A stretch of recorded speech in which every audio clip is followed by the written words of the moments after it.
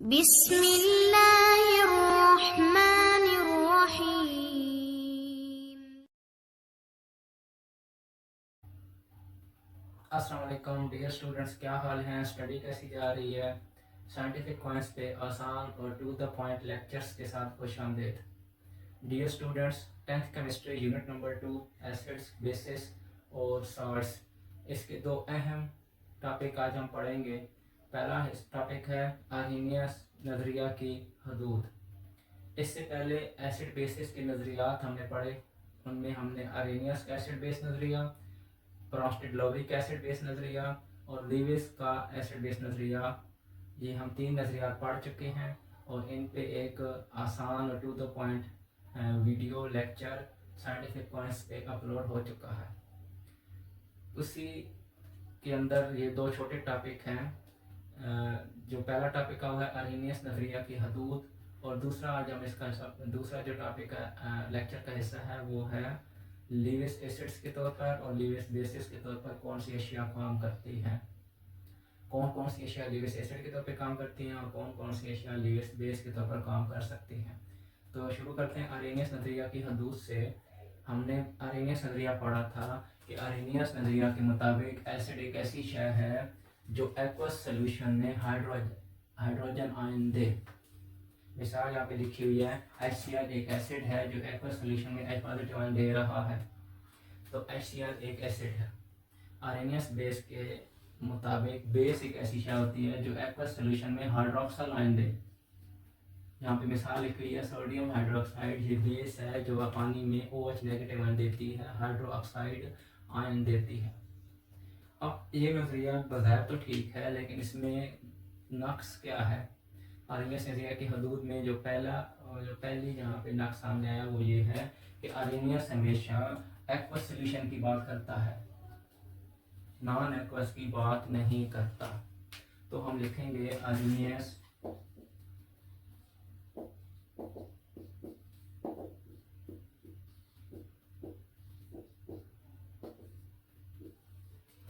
नज़रिया की हदूद पहली जो है वो ये है कि आर्हीनियस नज़रिया में एक्वस सॉल्यूशंस या एक्वस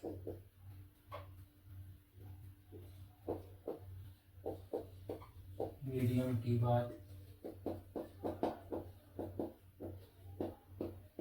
की जाती है। नॉन एक्वस सॉल्यूशंस की वजाहत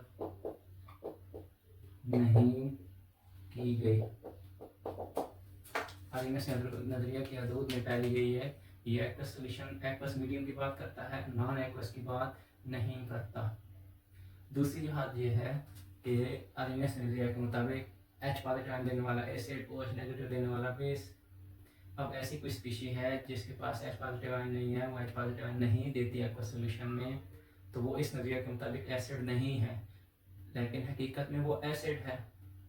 ठीक है, मिसाल के तौर पर CO2 कार्बन डाइऑक्साइड गैस, ये एसिडिक होती है, इसकी नेचर एसिडिक है।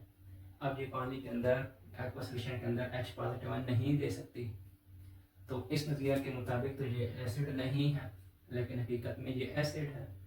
इसी तरह ऐसी कोई स्पीशी है जो एक्वस सोल्यूशन में OH नेगेटिव आयन नहीं दे सकती, वो आर्हीनियस नज़रिया के मुताबिक बेस नहीं है, हालांकि हकीकत में वो बेस है। मिसाल के तौर पर अमोनिया गैस बेसिक नेचर वाली है, तो इस नज़रिया के मुताबिक तो ये बेस नहीं है। तो दूसरी जो हद सामने आई कि आर्हीनियस नज़रिया एसिड और बेस की वजाहत बिलतरतीब हाइड्रोजन आयन और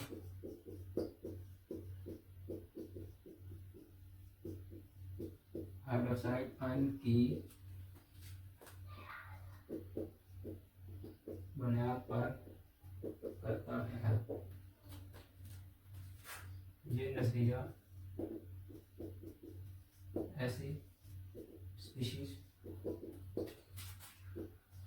की वजाहत नहीं कर सकता जो एक्वस सॉल्यूशन में हाइड्रोजन आयन और हाइड्रोक्साइड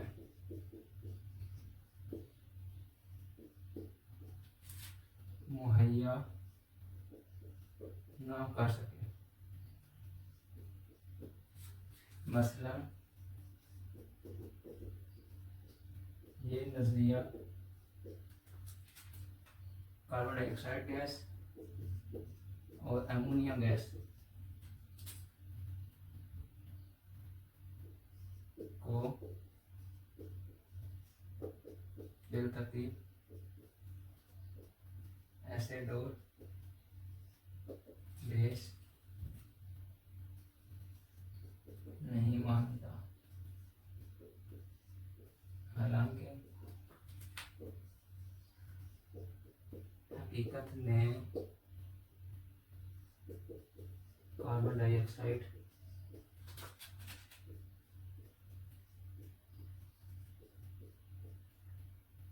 एसिडिक होती है, एसिडिक नेचर रखती है और अमोनिया गैस बेसिक नेचर रखती है। तो अर्नियस नजरिया की ये दो हदूद है कि ये एक्वस सॉल्यूशन की बात करता है, नॉन एक्वस की, नॉन एक्वस मीडियम की बात ही नहीं करता। अब ऐसी स्पीशी वो एसिड है, बेस है और वो एक्वस सॉल्यूशन ही नहीं बना सकती, तो उसकी वजाहत इस नजरिया के अंदर मौजूद नहीं है। दूसरा जो पॉइंट है वो ये है कि अर्नियस नजरिया के मुताबिक जो H पॉजिटिव आयन थे वो एसिड, जो OH नेगेटिव आयन थे वो बेस। अब एक ऐसी स्पीशी है जो H पॉजिटिव आयन तो नहीं दे सकती लेकिन वो एसिड है, मिसाल के तौर पर कार्बन डाइऑक्साइड। और इसी तरह एक ऐसी स्पीशी है जो OH नेगेटिव आयन नहीं दे सकती, नहीं दे रही, लेकिन हकीकत में वो बेस है, मिसाल के तौर पर अमोनिया गैस। तो ये अर्नियस नजरिया की दो हदूद हैं, पेपर के वाले से बहुत अहम पॉइंट है। लेक्चर का दूसरा हिस्सा है कि कौन सी एशिया लीवेस एसिड के तौर पर काम करती हैं और कौन सी एशिया लीवेस बेस के तौर पर काम करती हैं। डियर स्टूडेंट्स, कैटायंस, जितने भी कैटायंस हैं उनको इलेक्ट्रॉन की ज़रूरत होती है, वो मुस्बित आयन है, मुस्बित आयन के पास इलेक्ट्रॉन की कमी होती है। तो कैटायन हमेशा लीविस एसिड के तौर पे काम करते हैं। हमने पढ़ा था लीविस एसिड का नज़रिया, जिसमें हमने पढ़ा था कि लीविस एसिड वो होता है जो इलेक्ट्रॉन का जोड़ा कबूल करता है, वसूल करता है, कबूल करने की सलाहियत रखता है। तो इलेक्ट्रॉन का पेयर वही चीज़, वही स्पीशी कबूल करेगी जिसके पास इलेक्ट्रॉन की कमी है। ठीक है, तो मिसाल के तौर पर हाइड्रोजन आयन है, H पॉजिटिव आयन, ठीक है, और Ag सिलर आयन, ये दोनों कैटायन हैं।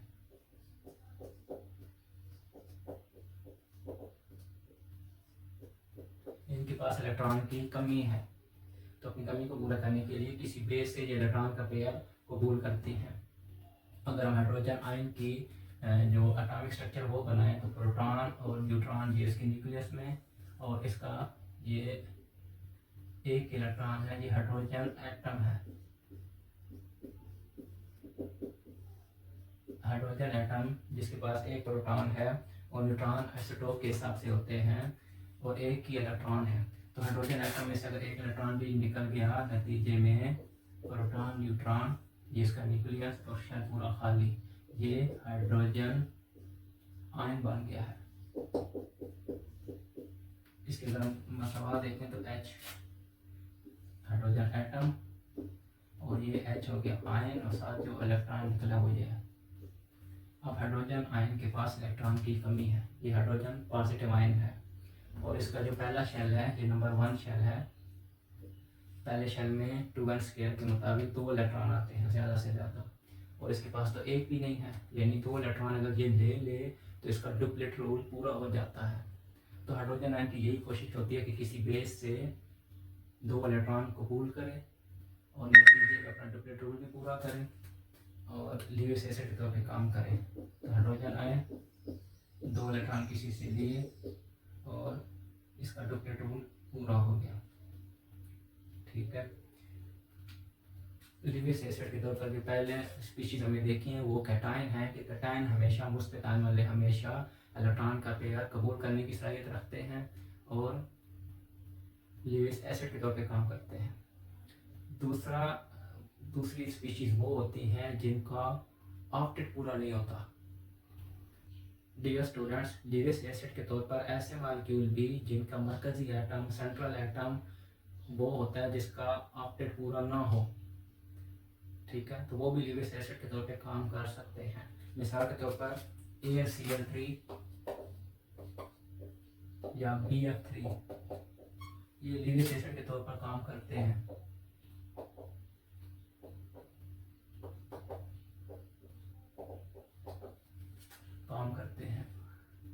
ठीक है, ऐसे मॉलिक्यूल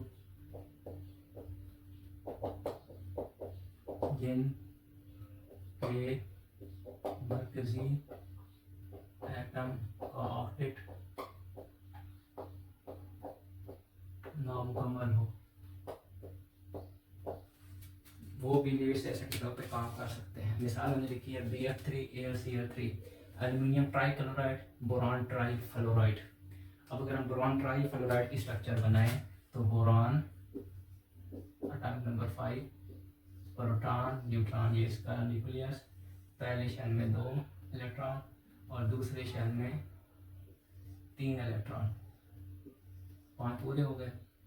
अब B है और साथ इसमें फ्लोरीन के साथ प्रोटॉन न्यूट्रॉन, इसको कलर करते हैं प्रोटॉन न्यूट्रॉन। ये फ्लोरीन का न्यूक्लियस, फ्लोरीन के पहले शेल में 2 और दूसरे शेल में 1 2 3 4 5 6 और 7। फ्लोरीन का एटॉमिक नंबर है 9। तो फ्लोरीन के पहले शेल में 2 इलेक्ट्रॉन, दूसरे शेल में 7 इलेक्ट्रॉन होते हैं। ये पहला शेल, ये दूसरा शेल। अब फ्लोरीन ने अपना ऑक्टेट पूरा करना था तो इसने बोरॉन के 1 इलेक्ट्रॉन के साथ शेयरिंग कर ली, कोवेलेंट बॉन्ड बना, सिंगल कोवेलेंट बॉन्ड, क्योंकि एक इलेक्ट्रॉन दोनों ने शेयर किया। अब इसका ऑक्टेट पूरा है। एक और फ्लोरीन आती है, उसका न्यूक्लियस, उसके पहले शेल में 2 इलेक्ट्रॉन, उसके दूसरे शेल में 7 इलेक्ट्रॉन, 3 4 5 6 और 7। ये भी एक फ्लोरीन है, इसका एटॉमिक नंबर भी 9 है। ये क्या करती है कि अपना ये इलेक्ट्रॉन इस बोरान के इस इलेक्ट्रॉन के साथ शेयर करके ये भी सिंगल कोवेलेंट बॉन्ड बनाती है। एक और फ्लोरीन आई, इसका न्यूक्लियस, उसका पहला शेल और ये इसका दूसरा शेल, इसमें भी इसी तरह 7 इलेक्ट्रॉन है, 4 5 और 6 और 7। ये भी फ्लोरीन है। अब इसने क्या किया, इस फ्लोरीन ने बोरान के इस इलेक्ट्रॉन के साथ शेयरिंग कर ली, ठीक है। अब इसलिए अगर हम स्ट्रक्चर बनाएं तो BF single covalent bond, F single covalent bond, F single covalent bond, BF3 structure formula, और मॉलिक्यूलर फार्मूला इसका यही है BF3। अब अगर हम देखें तो फ्लोरीन ने अपना ऑक्टेट पूरा कर लिया, इस फ्लोरीन ने भी कर लिया, इसने भी कर लिया। बोरान का क्या बना, बोरान B5 पहले शेल में 2 इलेक्ट्रॉन, दूसरे में देखते हैं 1 2 तो 3 इसके अपने हैं और 3 शेयरिंग में आ गए इसके पास, जो शेयरिंग में भी इसकी मलकियत है। तो 3 पेयर हो गए, 1 2 और 3, 3 × 2 6 इलेक्ट्रॉन। बोरान के आखिरी शेल में 6 इलेक्ट्रॉन है। हालांकि इसने अगर ऑक्टेट रूल अपना पूरा करना है, ऑक्टेट रूल में 8 इलेक्ट्रॉन होने चाहिए। जिस एटम के ऑक्टेट के मुताबिक, ऑक्टेट रूल के मुताबिक 8 इलेक्ट्रॉन पूरे हैं वो स्टेबल है। इस केस में अभी बोरान स्टेबल नहीं है, अनस्टेबल है मुस्तहकम है। तो बोरान क्या करेगा, BF3 के केस में बोरान क्या करेगा, लिविस एसिड के तौर पे काम करेगा। किसी बेस को ढूंढेगा और उससे 2 इलेक्ट्रॉन वसूल करेगा, क्योंकि इसके पास पहले 6 इलेक्ट्रॉन है, 2 इलेक्ट्रॉन की कमी है। तो इसकी कोशिश यही होगी कि मैं किसी बेस के साथ मिलूँ, उसको उसमें से 2 इलेक्ट्रॉन उससे वसूल करूँ ताकि इसके 8 इलेक्ट्रॉन पूरे हो जाएं और इसका ऑक्टेट रूल जो है वो मुकम्मल हो जाए। तो लिविस एसिड के तौर पर कुछ ऐसे मालिक्यूल जिनका मरकजी एटम और उस मरकजी एटम का ऑक्टेट नामुकम्मल होता है, अपने ऑक्टेट को मुकम्मल करने के लिए, ऑक्टेट रूल को पूरा करने के लिए वो लीविस एसिड का भी पूरा मालिक्यूल काम करता है, और सेंट्रल एटम जो है वो किसी बेस से इलेक्ट्रॉन का जोड़ा कबूल करने की सलाहियत रखता है। तो लीविस एसिड बेस नज़रिए के मुताबिक हमने पढ़ा है कि इलेक्ट्रॉन का जोड़ा कबूल करने वाला हमेशा लीविस एसिड होता है। इस केस में BF3 जो है ये लीविस एसिड है, क्योंकि इसका जो मरकजी एटम है बोरान, इसका ऑक्टेट पूरा नहीं है, और अपने ऑक्टेट को पूरा करने के लिए ये लीविस एसिड के तौर पे काम करता है। डियर स्टूडेंट्स, कौन सी अशिया, कौन सी स्पीशीज लीविस बेसिस के तौर पे काम कर सकती हैं? तो दो तरह की हैं। पहली तो वो स्पीशीज हैं जो मनफी आयन वाली हैं, जिनको हम एनाइंस कहते हैं। तो मनफी आयन्स वो आयन होते हैं जिनके पास इलेक्ट्रॉन ज़्यादा हैं, फालतू हैं, और वो किसी एसिड को मुहैया कर सकते हैं। ठीक है, तो जो एनायन होते हैं, मनफी आयन, एनायन मसलन Cl नेगेटिव है, ठीक है, O2 नेगेटिव है, ये लीविस बेसिस के तौर पर काम करते हैं। ये एनायंस हैं, मनफी आयन वाले हैं, और इनके पास इलेक्ट्रॉन चूँकि मौजूद हैं तो ये किसी एसिड को दे सकते हैं। ठीक है, तो फिर वही बात कि लीविस बेसिस होती वही है जो इलेक्ट्रॉन का पेयर, इलेक्ट्रॉन का जोड़ा देने की सलाहियत रखती है। दूसरी जो स्पीशीज हैं वो ऐसी हैं जिनके पास लोन पेयर ऑफ इलेक्ट्रॉन हो। लोन पेयर ऑफ इलेक्ट्रॉन वो होते हैं जो किसी बॉन्डिंग में इन्वॉल्व नहीं होते, किसी बॉन्डिंग में हिस्सा नहीं ले रहे होते। ठीक है, तो लीविस बेसिस की जो दूसरी ऐसी स्पीशी जिनके पास लोन पेयर ऑफ इलेक्ट्रॉन्स मौजूद हों तो वो भी लीविस बेस के तौर पर काम करती हैं। मसलन पानी है, पानी के अंदर जो ऑक्सीजन है इसके पास दो लोन पेयर इलेक्ट्रॉन है, इसका स्ट्रक्चर बना है HOH। तो इसके पास जो दो लोन पेयर इलेक्ट्रॉन है उनको हम डॉट की शक्ल में दिखा सकते हैं। तो ये लोन पेयर इलेक्ट्रॉन की वजह से ये लीविस बेस के तौर पे काम करेगा पानी। इसी तरह अल्कोहल, इसमें भी जो ऑक्सीजन है उसमें भी दो लोन पेयर ऑफ इलेक्ट्रॉन है, OH, ये अल्कोहल है, पानी, अल्कोहल। और अमोनिया, इसमें जो नाइट्रोजन है इसमें भी लोन पेयर ऑफ इलेक्ट्रॉन है ये।